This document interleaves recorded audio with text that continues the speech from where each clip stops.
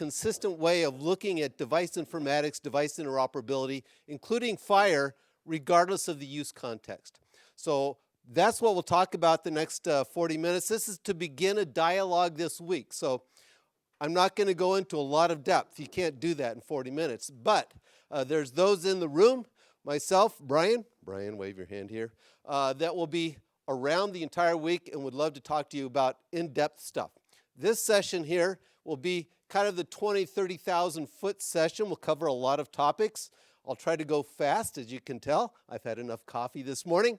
And then Brian, tomorrow, and I have a slide on this, will actually do a tutorial, but a demonstration session tomorrow where he'll get down into the weeds, if you will, the real details. And then each day we have a session in one of the rooms here, Oprah, which where we'll do, show up and we'll help you walk through a lot of the hands-on stuff.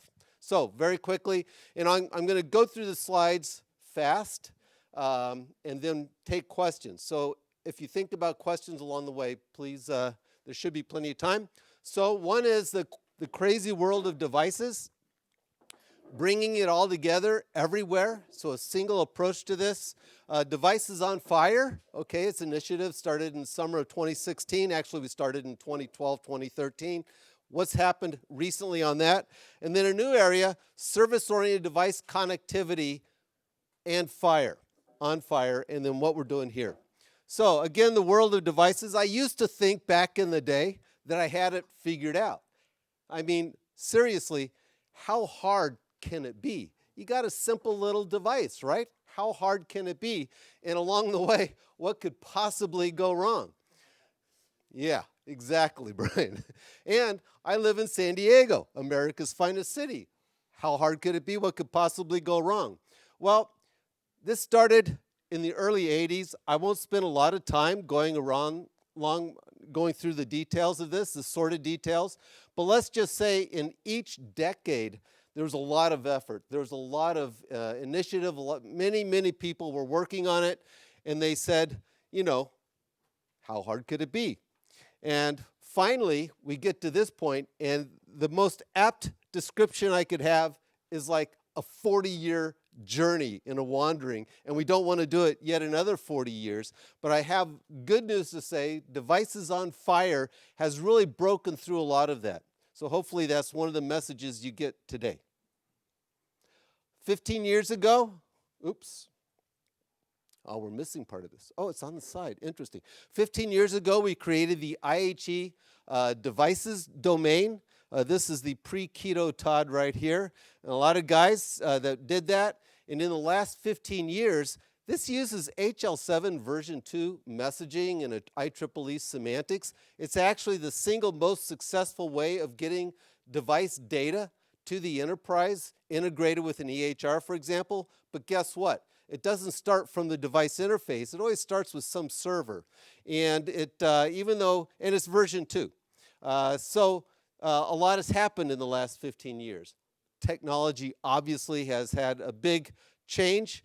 The ecosystem boundaries. So what used to be really easy to figure out, what is an acute care device, what is a medical device, what's a personal health device, what would be used at home in mobile applications versus in a hospital, used to be easy. It's no longer that case. Even the definition of what is a device.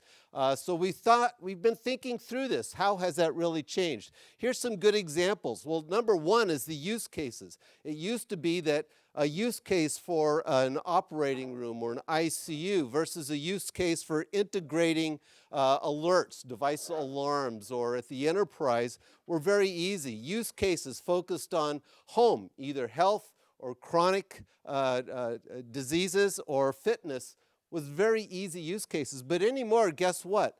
We have use cases that cross all of those boundaries because now we have technologies such as decision support and care coordination that actually are central to that. So not only do you have devices, whatever those are, deployed in these areas, but they also feed into these systems that are use context across all use contexts. So that's the second one here.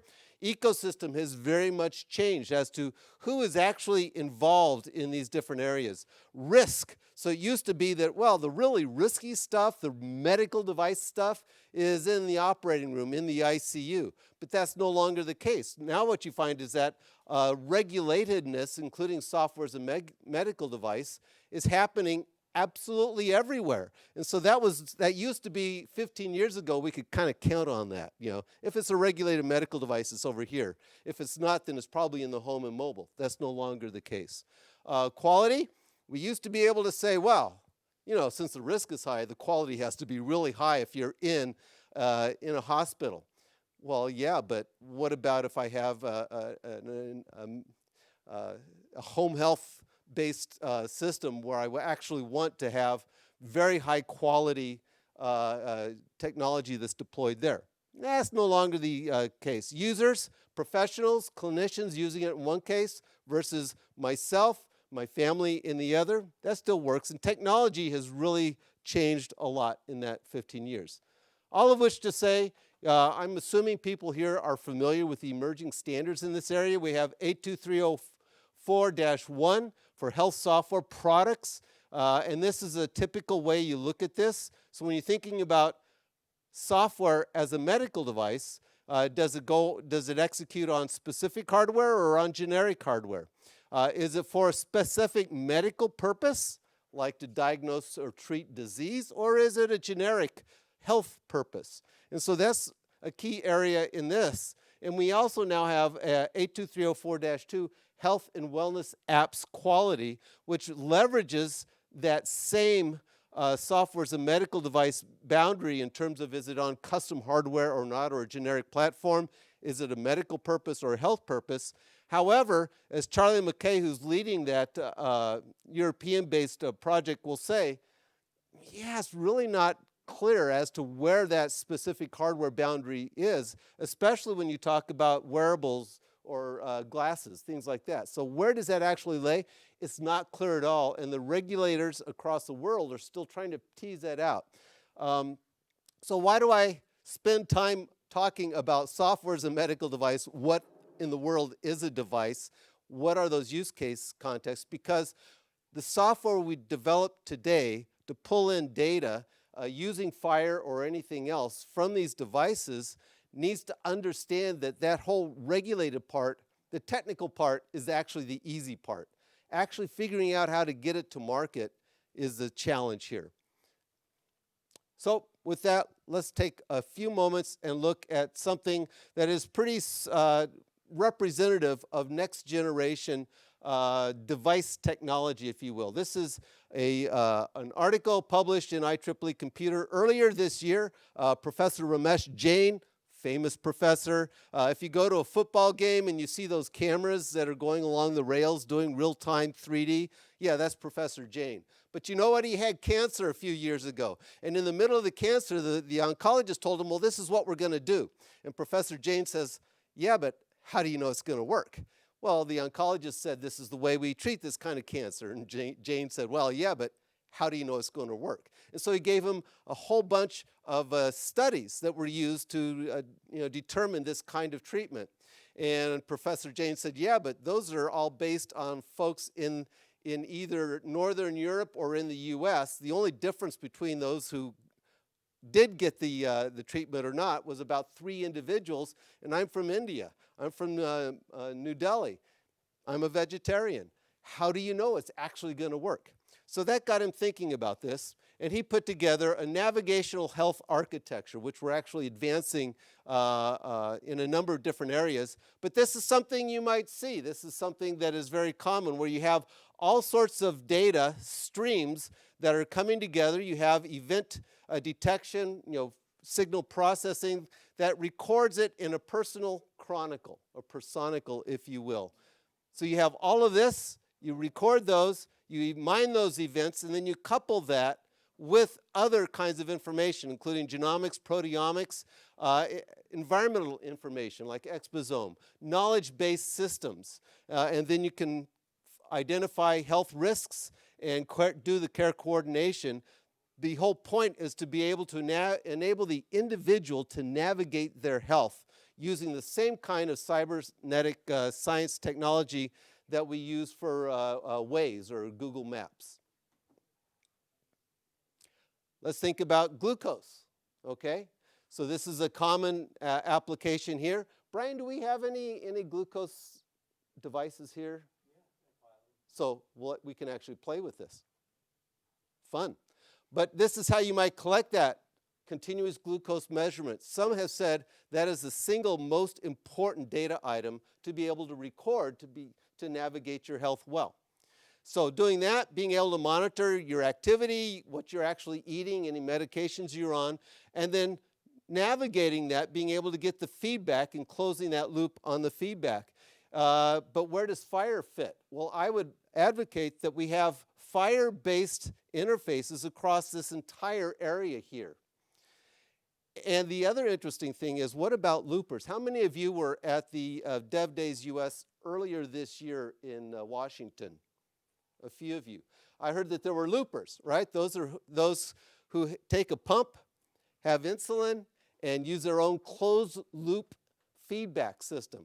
And they build it themselves because if you had somebody else do it, the regulatory problems would be huge. But how were they doing this, and what were they doing at a FHIR DevDays? It's because they realized that being able to close that loop and have interoperable data is very important, and FHIR is the easiest way of doing that. Type 1 diabetes, they were able to manage that sometimes extremely well. There's one here. Let's talk. I was told you're here last night. Okay, very quickly, an update on the landscape. We're here talking about this, but as I said, there's three key device use contexts, one of which is at the enterprise, so integrating with electronic health records or distributed alarm systems. Home and mobile is another one, and then high acuity. That's where you're talking about an operating room or an ICU bed where you have device-to-device plug-and-play interoperability. Very difficult, very challenging environments. What has really changed is two things. One is the good news is that they all use the same semantic content, and we'll look at that in just a moment. I need to go faster. But that's the IEEE 11073 semantic, the terminology as well as the information model. But the other key part is that now FHIR is being used to integrate these horizontally. So you actually have in PCD, the version 2 stuff, but we have a FHIR ISO semantic version of that messaging that we're developing right now in IHE. Brian has done a lot of the development in the IEEE PhD Continua group based on FHIR, and that's what he's going to go into detail in the session tomorrow as well as the hands-on today. And then we also have SDC, Service-Oriented Device Connectivity, device plug-and-play, including external control around a high-acuity point of care, like an operating room, like an emergency department. And that also is using FHIR, but the good news is they all use the exact same semantics. So the fact that you're able to have devices deployed in different areas, but feed data up to a single central source, like a decision support system, is greatly enhanced because you have the same terminology. So how am I going to do this? The first message is that we've been working on this. As I said, the first systems we did was in 2012, 13, something like that, using FHIR for a distributed alert system. And then we've kicked off the devices on FHIR work in the summer of 16. And now we have two devices on FHIR implementation guides that are baked. And I'm going to try to get here. Let's see if I can do this.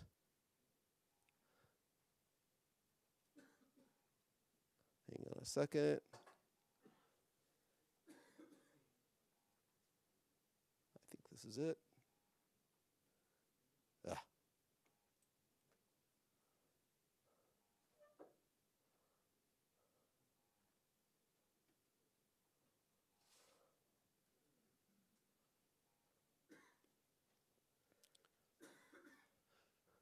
And I'll put these links in. But we have these two. This is on the HL7 Confluence site.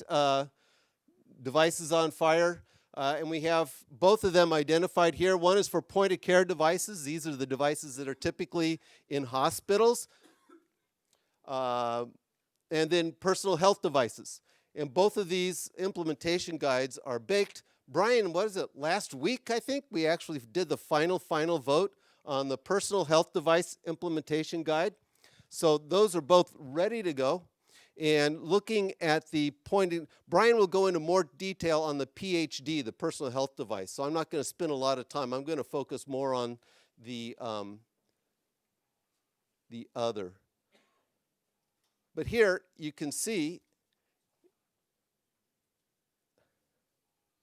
well, I'm going to go back to this.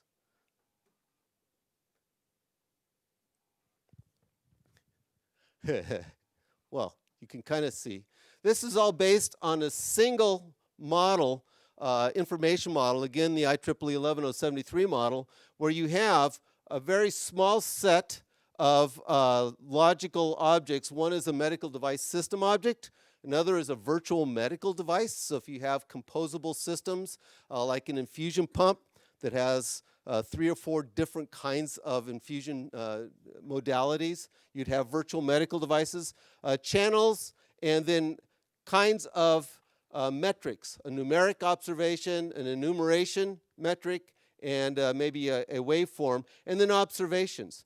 And so what we've done, though, is we've taken the single device FHIR resource, and you may notice that that device has a recursive relationship, so you can have devices within devices, and we've created profiles for those. So even though the IEEE model has this, in FHIR, we actually have these profiles for an MDS, a virtual device, and a channel device that are able to represent the same physical structure of a medical device. So if I have a medical device, for example, that has subsystems that plug in, guess what? That's what I use the virtual medical device for. And if I have, for example, a 12-lead ECG, that would be 12 different channels, and each channel has the same kind of information. It might be waveforms, it might be parameters, it might be enumerations. And then we have the observations for each one of those, so the FHIR observation resource. So we only use in the point-of-care devices 3 FHIR resources: device, device metric, which is basically metadata around the observation, and then a set of observations. Obviously all related to the patient and location. So I've gone through this in other presentations earlier, and we'll go into more detail. And here is that URL for the actual implementation guide. What has really changed recently is that we have 3 contexts. One is the traditional point-of-care device, which is enterprise focused. We have personal health device, so home and mobile, typically the PCHA Alliance, the Continua guidelines. And then we also have a device point-of-care interoperability around high acuity OR ICU emergency, device to device. So we have 3 use contexts, but 1 IHE framework for all 3 of those, and that's the everywhere part, using FHIR for that. So very quickly, if you're familiar with IHE, we had a we had a patient care devices domain focused on high acuity, and then we had the Continua guidelines, or the Continua work separately for PCHA, and now what we've done is we've brought those all together, so IHE actually has a single domain called devices, and now it has 3 areas: point-of-care interoperability, enterprise interoperability, home and mobile with PCH subdomain. And the key, again, is that these organizations have all come together working with HL7 FHIR, and FHIR is integrated across each one of those specifications. So single specification leveraging FHIR throughout all of those use contexts. I'm going to spend a few minutes talking about service-oriented device connectivity, and then we'll talk about the comparison of that to HL7 FHIR. This is specifically for high acuity. So again, think about an ICU bed. It's for device-to-device plug-and-play, reporting, alerting, and external control. It uses a SOA model, and as you'll see, many of the same technologies as FHIR. So think about that, where you would have infusion pumps, ventilators, smart apps around, and then gateways around a single point of care. These are the standards. The nice thing about standards is there's so many of them. These are the core service-oriented device connectivity, SDC, standards there. And this gives us the plug-and-play that we're advancing today within IHE. But it also has key interoperability purposes. So early on, remember I was talking about the challenge around regulatory needs. And none of these standards actually address how do I have interoperability key purposes defined so that whenever I test the interface, I know that I'm getting all the information that will be required by regulatory authorities. This standard suite does that. And so that's one of the key areas here that we've addressed, as well as external control. It uses standard web services, and then adds a few missing parts, like how do I do waveform streaming across web services for medical technology, or how do I do patient safety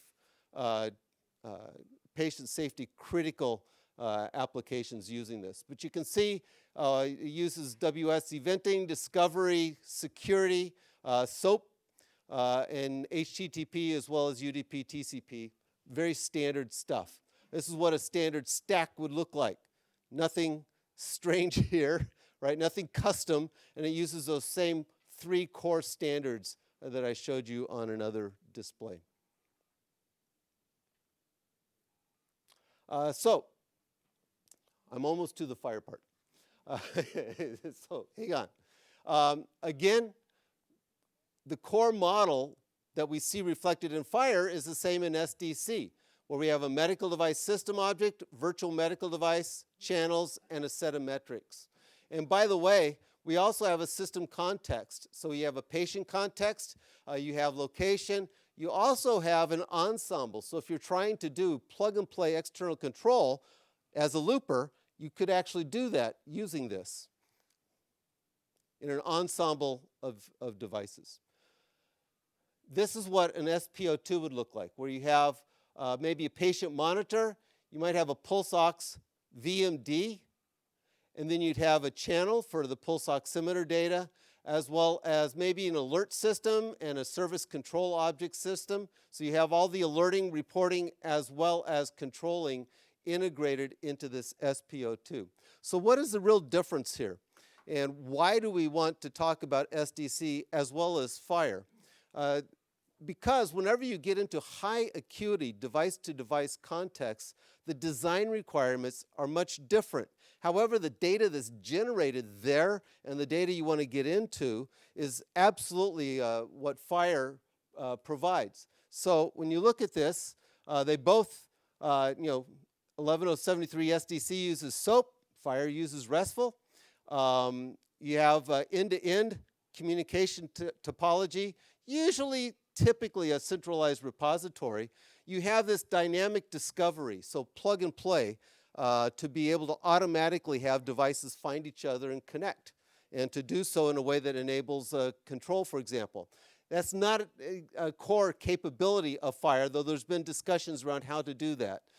You have synchronous communication, asynchronous communication. The semantics are consistent between the two. So devices on FHIR, SDC semantics are the same. Remote control, that's not something that FHIR was intended to do, but it's built into this.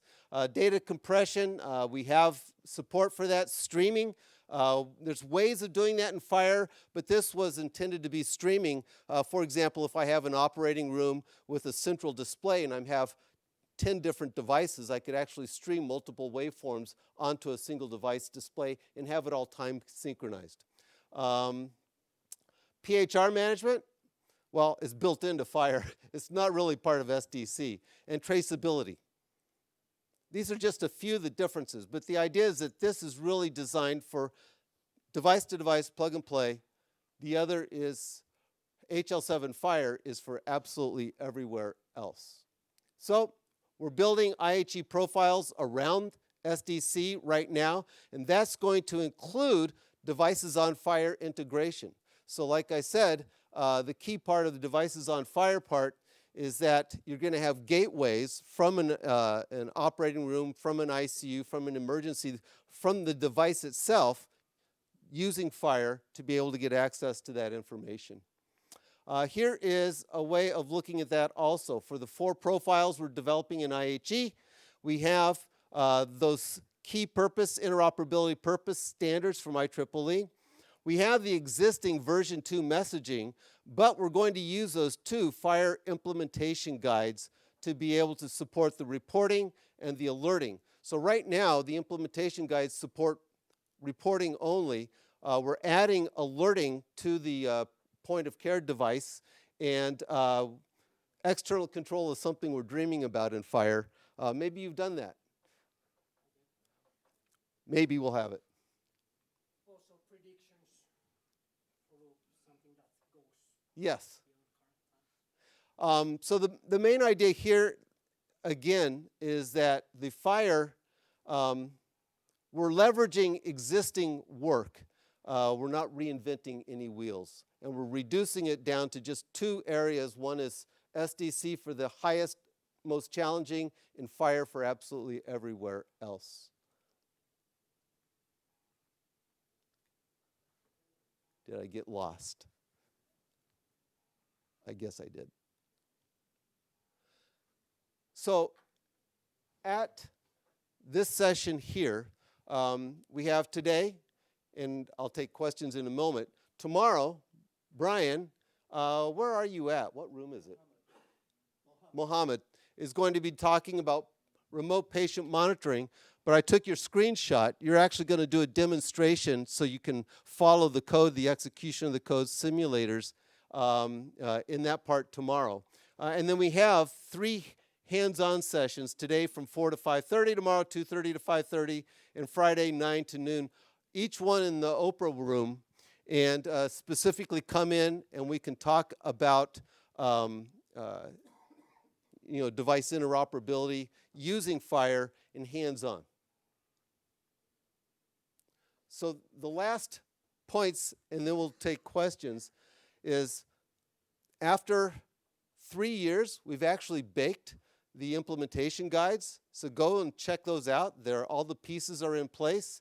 We have device interoperability now harmonized across these 3 areas, high acuity, enterprise, home and mobile, using FHIR to integrate each one of those. Organizations that have been doing device interoperability, pushing that forward for a long time, are now all working together within the IHE Devices domain, including the PCH Alliance, the Continua work, and OR.net, which is a European-based group that's advancing the high acuity work. And the devices world continues to evolve, but safety and quality are really the most important and the most challenging part of that, to be sure. And that's it for this one. Any questions?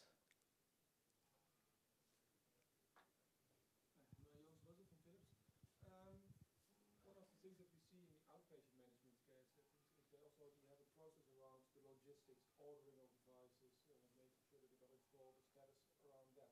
Is it also somewhere included? So outside of, so in home and mobile. Yeah, for example, you see that someone goes on an outpatient care program. Right. Part of the program, a certain device needs to be ordered, and it's Right. so there's a whole logistics process around that, where basically from a care provisioner you want to say, okay, I want to see certain type of measurements. I need to look for certain types that are available and can order for this patient. Right. That we install at home and get the installation process, etc. And there's also work going on in that area to standardize basically the whole logistics process around getting things. Right. So being able, just to make sure everybody heard, being able to leverage FHIR, for example, to manage the provisioning and the tracking of outpatient devices that are sent home with an individual to monitor, for example? And the answer is yes. That's something specifically that the Continua guidelines have baked in. The level that he is talking about, I think what he's talking about is more like some of the PCC profiles, like care plans. That would instruct. Right. Once we get the devices, then we're good to go. But we don't have anything in there to decide, which devices are available. Oh, geez, is there an A&D? Do I need an A&D weigh scale? That is not part of, that would be part of a care plan or something. A care plan, or we also have device product that's being defined.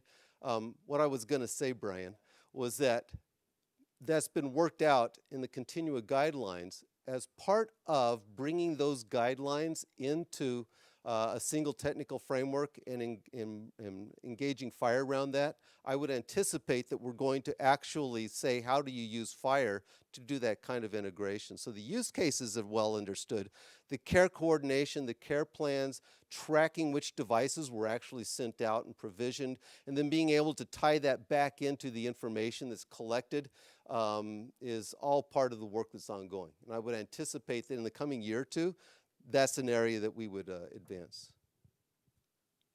Just to comment on that before I have my own question, there is some work done on supply request and supply delivery, which could be used for that, but those resources on FHIR are still not very mature.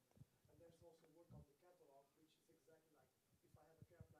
which is exactly like, if I have a care plan that needs this, what devices do I have in a catalog that could be ordered to provide for that. Both of those areas are, my opinion, are not yet ready for implementation, so we actually need feedback, we need support, and then we need, like on the same need, those next 2 years or so to do work on those, to implement those and profile those. Yeah.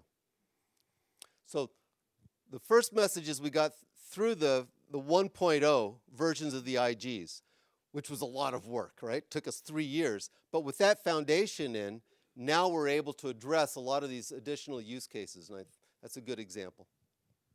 One question for me, related to this, not only the ordering, but when you put a device on the market, so there's all sorts of labeling, like this device has been following this process, has been certified like this. Do we interoperate also that information, that metadata about the device? So is there anything that supports the device when it's being put in the market, when it's being going through the process of certification? Do you have any of that? Yeah. So in both the personal health devices for home and mobile, for example, or especially the SDC devices, there's a whole set of metadata, if you will, or device information about, is this a regulated device or not? There's a whole UDI content that is also baked into there. So there's a lot of that kind of information about the device, and that is included in this data within a device resource.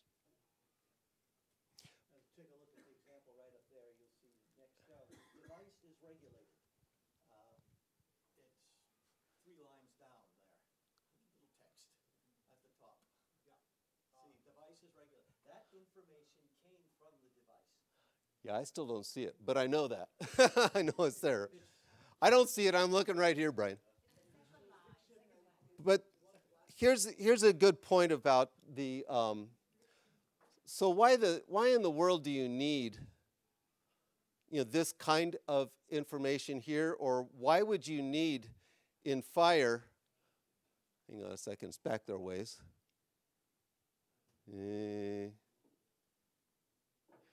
Why would we need to do all this? Okay, and that's because, especially for high acuity devices where you can have plug and play components, you need to be able to have all of that production information, because you might have a different UDI, for example, for a component of a medical device as opposed to the overall device itself.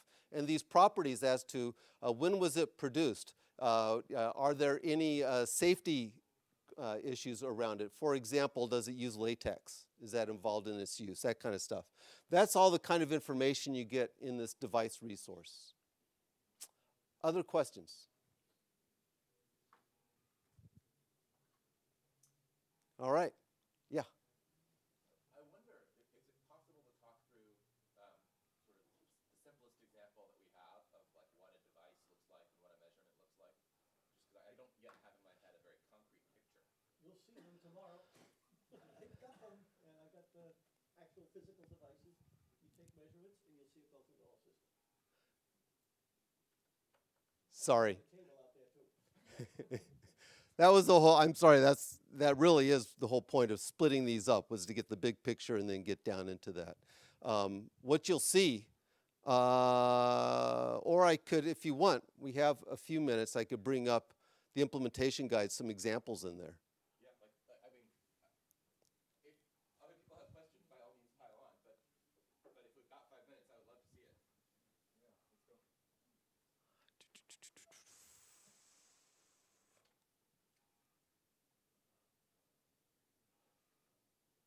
Let's see.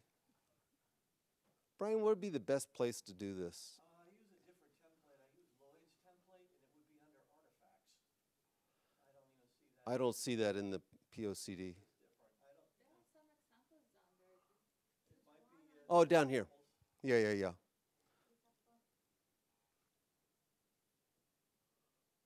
And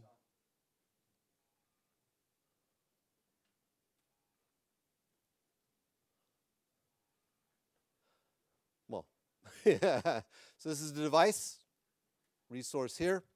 We have, again, the profile that we use for this one. It's that top level, so it'd be a medical device. And then you have,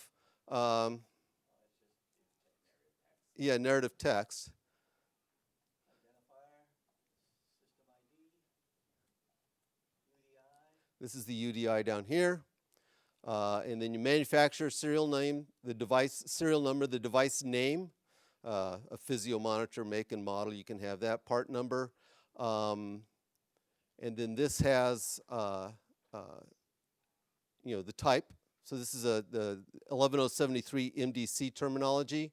And then the patient and the location. And then obviously, if you had observations, those would come in after this. Let's look at a different one. How would you model these combinations of, for example, if it's on the Continua, you would have the Bluetooth and the gateways, for example, before the things end up in the cloud where it's further distributed.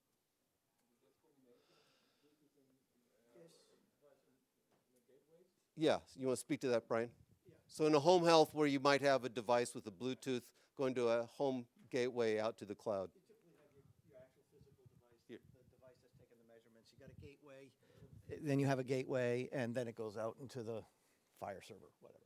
And there is a device. We don't have in PhD complicated structures like a device that's a sub-device in VMDs. That doesn't exist. All we have is an overall device. That's it. But there would be a device resource describing the properties of the personal health device, and another device resource describing the properties of the gateway. And within, there's a lot of information. The device information is huge for PhDs. It tells them, because you kind of, PhDs aren't like POCDs. Some of them can be pretty shoddy, I mean, they're cheap, right? I mean, you got to, the average person has to be able to afford one. So you're talking 30, 50 euro devices, not 3,000 euro and 5,000 euro devices. It's a different story. But there's a lot of information about the device and the gateway provided. Then there's the observations.